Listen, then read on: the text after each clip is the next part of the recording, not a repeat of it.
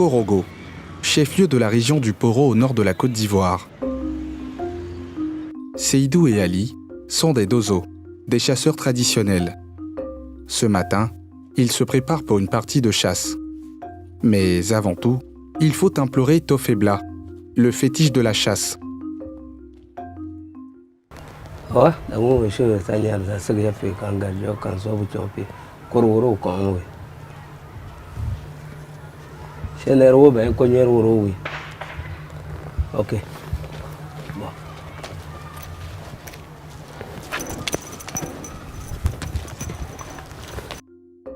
Ce fétiche permet de repousser les forces maléfiques qui se trouvent dans les animaux. Bon, on a demandé la route tout simple, comme on s'en va à la chasse, c'est pour demander la route pour que ça soit un peu facile. Vous avez demandé la route à qui? À Tofebla. C'est ça on appelle Tofebla. Quand on touche bus là, c'est ça, c'est le sang on met dessus. Voilà, si c'est un grand bûche, on enlève ça, on met dans son truc là et puis on casse ça. Mais tout ça, ça signifie quoi?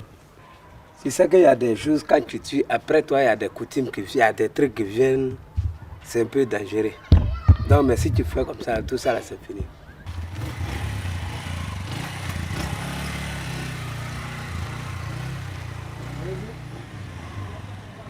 Pour chaque partie de chasse, les chasseurs doivent d'abord demander la permission à leur maître, prendre des bénédictions et des médicaments. Leur maître spirituel leur remet une poudre noire pour les protéger contre les dangers. Il va avec un peu de médicaments, on ne sait pas l'avenir. Si tu n'as rien eu, si tu es venu en bonne santé, c'est bon. Mais si tu as eu des problèmes là-bas pour venir en ville ici, ça c'est pas bon. Il n'y a qu'à augmenter leur chance.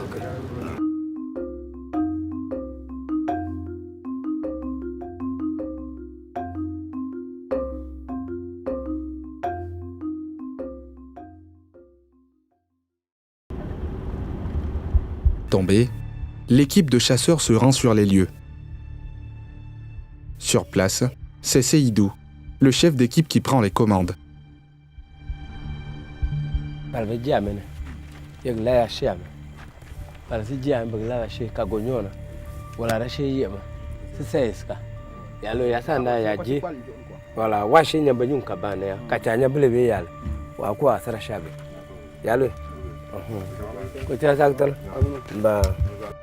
Ces hommes, aux costumes couverts de gris-gris, des fétiches de protection, sont des tueurs de gibier.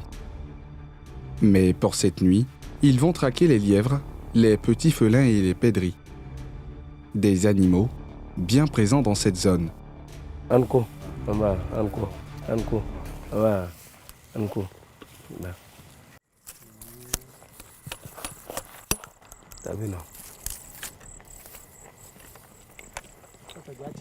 C'est déjà tiré. Quand on tire et puis ça dort là, ça colle.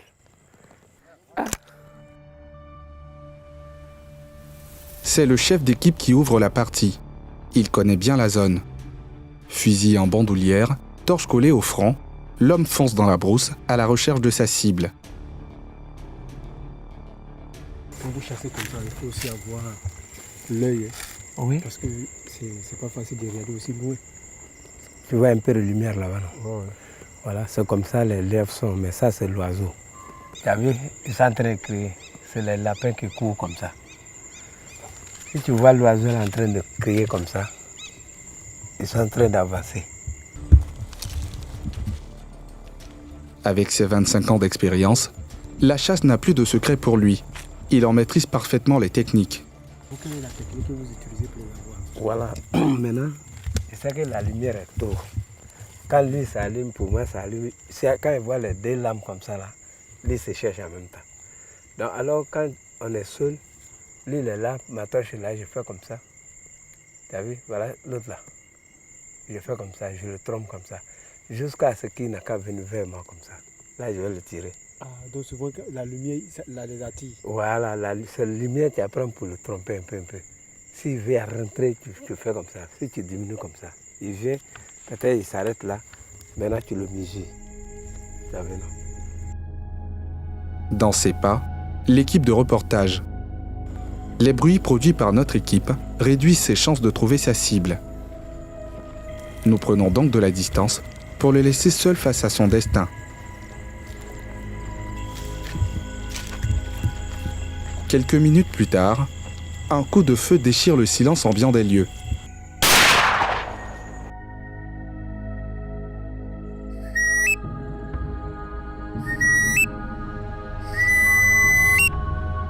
Ces coups de sifflet indiquent que le chasseur a atteint sa cible. C'est Seydou, le redoutable chasseur qui ouvre les hostilités.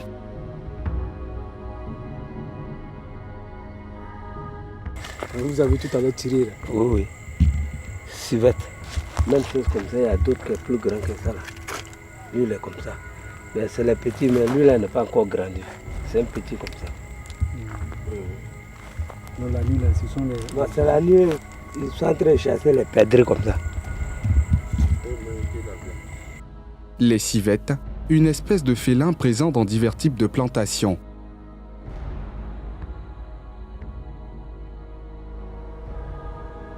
Chez les Dozo, lorsqu'un chasseur tue un animal, il doit se soumettre à un rituel. Et quand vous le tuez comme ça, il y a quelque chose à faire? Bon, c'est pas trop compliqué. Il a fini de faire. Il a fini de faire là-bas. Qu'est-ce que vous faites? Bon, en fait, ici là, le médicament que le patron a donné, on met ici. Et puis, là. Sous ses yeux. Voilà. Cette pratique permet au chasseur de protéger sa famille contre les forces maléfiques qui se trouvent dans la plupart des animaux, appelés en langue bambara Nyaman. Et tout ça, c'est un signe de quoi? C'est à cause des enfants en fait. Quand tu accouches les enfants, et puis tu ne mets pas un médicament là, ça va juste sur les enfants. Souvent la personne peut tomber malade, il peut avoir un autre malade. Bon, quand il va m'asseoir, il fait comme il trempe seul. Souvent les animaux l'ont fait. Donc Voilà. c'est pourquoi que vous faites tout ça là? C'est pourquoi on fait tout ça? Après toi, il ne doit pas avoir des dégâts. Et pour obtenir des grades et le respect de la communauté dans la culture Dozo, le chasseur doit faire ses preuves dans la forêt en tuant des animaux féroces. Ça là, si tu n'as pas ça là, si tu meurs là, il y a un truc là on ne peut pas faire sur toi. Ça, c'est quoi ça? C'est que de facochère. Même les gros bus là, il y a des bus qui ont de longs cordes là. Si tu le tues et que tu ne tues pas ça là, ils ne vont pas te grader. Ils vont faire tes funérailles, mais ce ne sera pas comme pour un chasseur. Avec la disparition des forêts et la protection des parcs et réserves, ces tueurs de gibier et d'animaux féroces se rabattent sur de petits félins et des rongeurs. Ils n'ont pas d'autre choix que de se contenter de ces animaux. La On vie, voit là, les grands animaux là, c'est où ça? les grands animaux là. Parce que si tu vois qu'on n'est pas allé dans ces coins où on peut les avoir vite, les gens de haut forêt sont venus tenir une réunion avec nous. On nous demande de les aider de la manière qu'on peut entretenir les animaux. Quand on vient vous voir encore, c'est vous-même qui sont venus demander pardon, c'est vous qui êtes en train de tuer. C'est pas trop bon. C'est pourquoi on n'est pas allé. Sinon, c'est où il y a le fleuve, là, on dit quoi, Bandama là. On allait aller où il y a Bandama là. Et ça coûte peut-être d'ici matin là, on pouvait tuer un. La chasse, un pan de la culture Dozo est menacé de disparition du fait des nombreuses restrictions. Et pour ne pas perdre cette identité culturelle, les Dozo opèrent dans les espaces autorisés. Des endroits où il est parfois difficile de croiser des animaux féroces. Dans la foulée, un coup de feu retentit.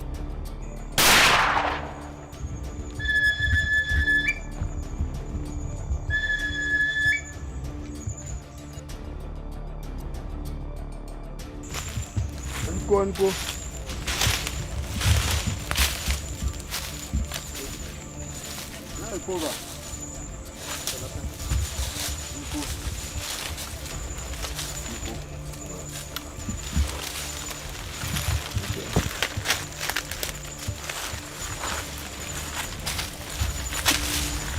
Un autre chasseur a atteint sa cible.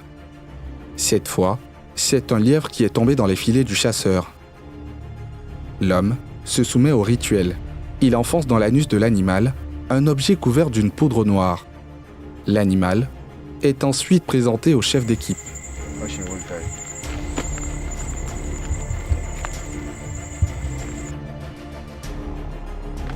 Il est minuit. Les chasseurs traditionnels décident de rentrer en ville avec un maigre butin.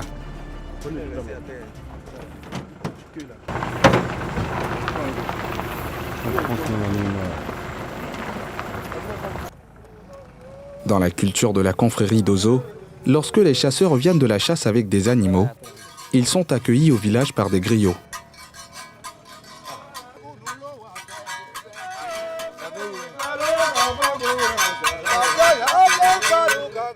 Ces derniers chantent leurs louanges pour n'être pas rentrés bredouilles.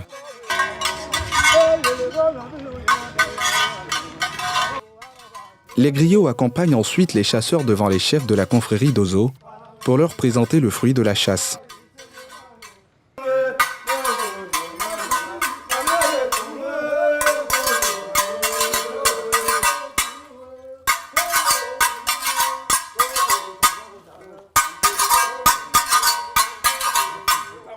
Si ces chasseurs sont rentrés avec des animaux, c'est parce qu'ils ont été préparés mystiquement par leur maître. Ça, c'est... Voilà. Quand on partait, le patron a dit le médicament que lui il a donné là. Voilà. Au cas contraire, si un te mord comme ça, si tu enlèves d'eau pour mettre dans ta bouche, et ça passera. Voilà. Depuis qu'il m'a donné le médicament, quand je l'ai vu là, il n'a pas pu partir. Celle-là, je l'ai tué en même temps. C'est comme son pied. Voilà. Il faut voir comment c'est. Et tu as vu que la terre est cassée. Est-ce que ça là on peut manger? Si je n'amène pas, est-ce qu'il va savoir qu'on a trouvé un?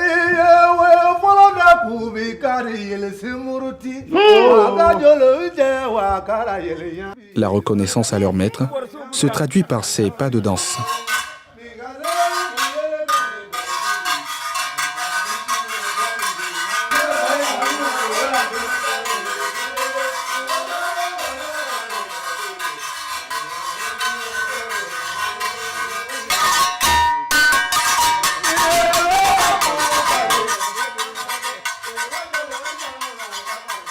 Ce qu'il dit dans sa chanson comme ça tout de suite, il demandait à savoir mais comment les Dozo, les Sédou, ils arrivent à tuer les gibiers lorsqu'ils s'en vont en brousse. Ils s'en vont, ils sont partis aujourd'hui, ils ne sont pas revenus bredouilles. Ils ont quel genre de médicaments? Donc c'est ce que Sédou répond pour dire non, c'est grâce à nos maîtres, à nos sages et surtout le présent. Donc voilà pourquoi ils se sont levés pour venir vers le présent. Il faut que nous on soulève ces mains pour prouver réellement, en tout cas c'est un maître aussi, et grâce à lui, les gens peuvent avoir aussi les médicaments pour aller tuer les gibiers pour venir. Ces dithyrambes ne sont pas fortuits, car ces poètes musiciens ont aussi leur part de viande. La tradition chez les Dozo voudrait que celui qui revient de la chasse partage la viande avec sa grande famille, ainsi qu'aux autres membres de sa communauté, lorsque la partie a été fructueuse. Chez nous, on dit, les musiciens là, c'est nos femmes. C'est nos femmes. Donc quand ils viennent auprès de nous comme ça, et il chante et il demande à savoir si lui se retourne chez lui à la maison, qu'est-ce qu'il dira à ses enfants, puisqu'on sait que lui est derrière les Dozo et lui il chante loin des Dozo. Qu'est-ce qu'il dira à sa femme, sachant que lui il est venu derrière de braves guerriers, des chasseurs qui tuent les gibiers. Donc il faut qu'on lui dise bon, dès que tu arrives à la maison, voilà un morceau de viande, il faudra donner ça à ta femme et elle fera une bonne soupe pour toi.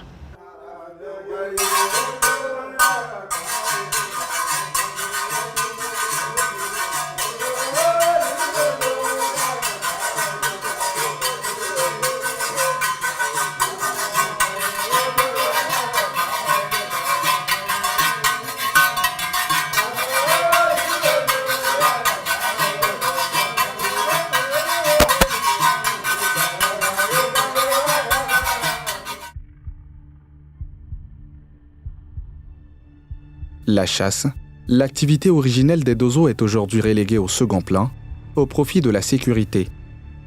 Ces chasseurs-guérisseurs assurent de plus en plus la sécurité des biens et des personnes.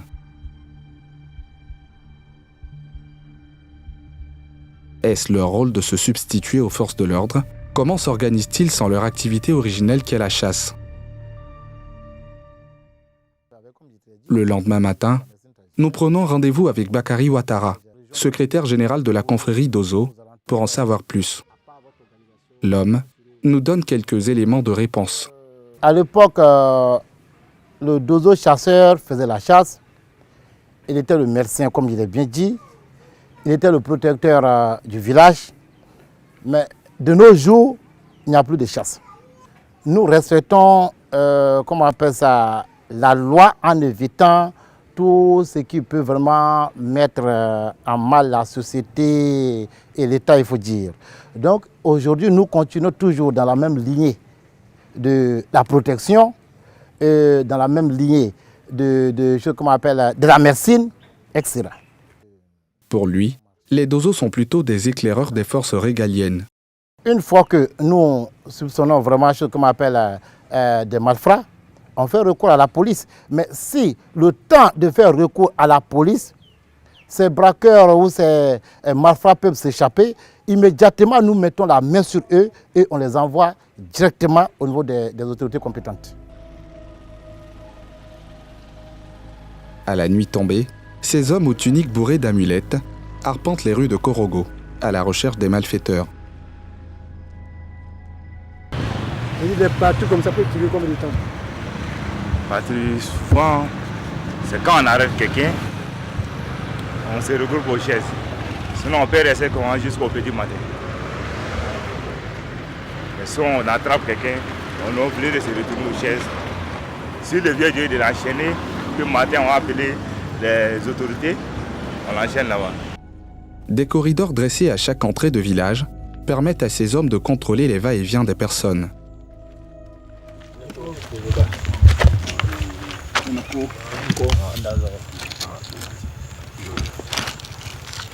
Ici, c'est quoi? C'est un corridor? Oui, ici c'est la barrière de Capelé.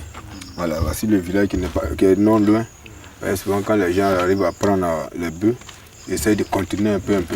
Donc, souvent ils ont des éléments qui passent un peu en brousse. Voilà, donc ils essayent d'appréhender ceux-là. Là, ils les mettent dans les 3 pieds. C'est la nuit, ils font ça beaucoup.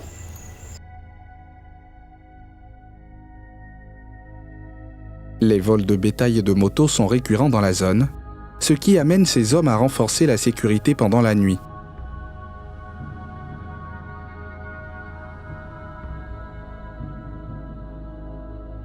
Souvent, les jeunes de 16 à 18 ans, ils sont trop dans cette affaire de moto, surtout ici. Souvent, vous voyez ces remorques. À 3, 4, sur une seule moto, ils passent. Ça va. Quand ils reviennent dans 2 heures, 3 heures de temps, chacun a une moto. C'est ça qu'ils ont volé la moto. Vous avez tout compris. Plusieurs fois, on arrive à les prendre aussi. On les met dans la main des autorités. Et pour mettre hors d'état de nuire les malfaiteurs, les Dozo patrouillent dans les villages même les plus reculés.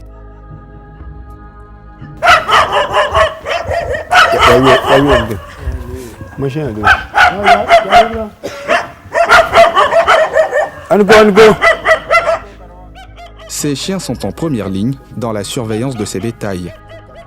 Les Dozo, eux, sont postés dans le noir. Ces bétails, qui servent à la culture agricole, sont la cible des malfaiteurs. Avec ces bœufs-là, nos parents cultivent. Là, chez nous, franchement dit, quand on te vole ton bœuf, c'est comme si on t'arrachait le salaire de 10 ans. Hein, parce que toute ta famille est vraiment, c'est pas la peine. Voilà. Mais les bœufs, ils cultivent quoi? Mais tout, on fait le coton, on fait le riz, on fait l'arachide, le maïs. D'ailleurs que chez les Blancs, on prend les machines pour cultiver là. Chez nous, là, c'est les Blancs, on prend pour cultiver. Il est 3 heures du matin. Aucun malfrat n'a été appréhendé. L'équipe regagne la base.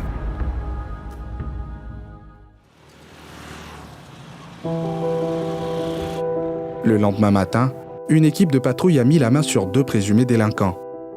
Les 2 hommes sont interrogés. Le premier est accusé de vol de ferraille. Lui, dans son atelier, souvent les gens viennent voler le fer. Ils viennent voler le fer. Donc, lui, il a décidé même commencer à monter même la garde pour voir qui vient faire ça.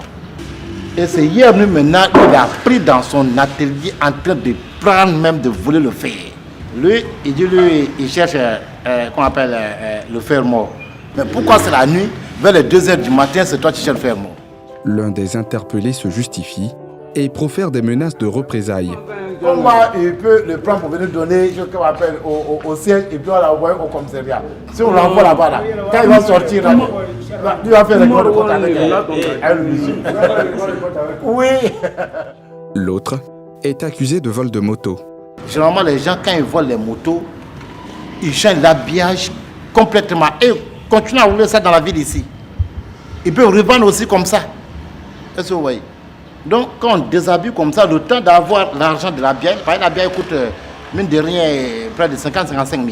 Donc, le temps d'avoir l'argent de réhabiller, ils enlèvent l'habillage et commencent à rouler tranquillement.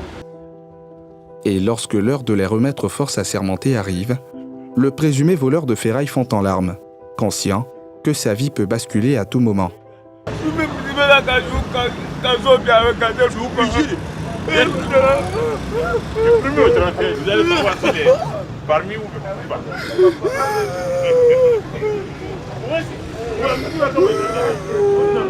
Les deux interpellés doivent plaider leur cause devant les autorités compétentes. En moyenne, les Dozo interpellent 10 à 15 présumés voleurs par mois dans la ville de Korogo et ses banlieues. Ce matin, un autre délinquant a été appréhendé par une équipe de patrouille.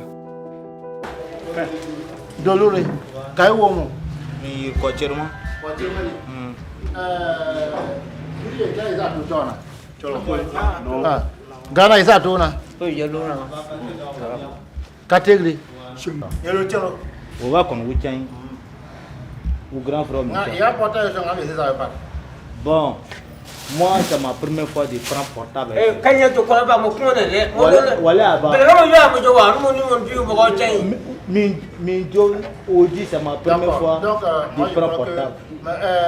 de prendre portable. Cet homme aurait agressé un élève pour lui arracher son téléphone portable.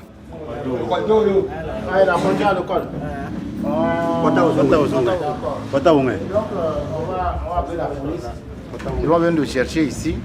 Voilà. Mais le plaignant même, il allait à l'école. C'est un élève, voilà, c'est un élève qui l'a braqué. Donc l'élève là, il a continué par le composer. Et ils disent qu'ils avaient faim, voilà pourquoi ils sont allés ce qu'on appelle braquer le petit. Donc ils étaient deux, donc son complice a fui. Donc tout de suite on a appelé la police, ils vont venir nous chercher pour partir au commissariat. Le mis en cause, comme d'ordinaire, est dans le déni. Chef, il avait faim quoi. Comme il avait faim là, donc c'est pour cela qu'il s'est allé la braquer pour tout portable avec lui, que d'aller voir le portable de main. C'est le travail des camions moi il fait. Bon, souvent, c'est 500 on nous donne ration. C'est 500 on nous rationne par jour. Pour lutter contre les délinquants, les Dozo et les forces de l'ordre travaillent en bonne intelligence. Chez nous ici, vraiment, on travaille en parfaite synergie avec la police et la gendarmerie. Donc ça fait aussi que tous les commissaires et CB qui viennent, chose qu'on appelle ici, voilà, tout le monde passe pour se présenter à nous, voilà, pour qu'on puisse les connaître et travailler ensemble. Quelques minutes plus tard, 2 policiers sont envoyés pour le récupérer. Soyez la bienvenue. Effectivement, comme d'habitude, on a arrêté cet individu. Il a braqué le petit, il a pris son portable plus les 500 francs. Voilà, donc les gens ont reçu de mettre la main sur lui. Il dit qu'il avait vraiment fait. Ils étaient 2 personnes. Donc le deuxième s'est échappé. Voilà, donc on va vous le remettre. Voilà, vous allez suivre le reste des enquêtes. Aujourd'hui, la culture Dozo est confrontée à une société en pleine mutation. Leur rôle dans la société soulève plusieurs interrogations au sein de la population. Sont-ils devenus une force parallèle ou ont-ils gardé leur identité de chasseurs-guérisseurs? Un sujet de débat à controverse dans l'opinion nationale.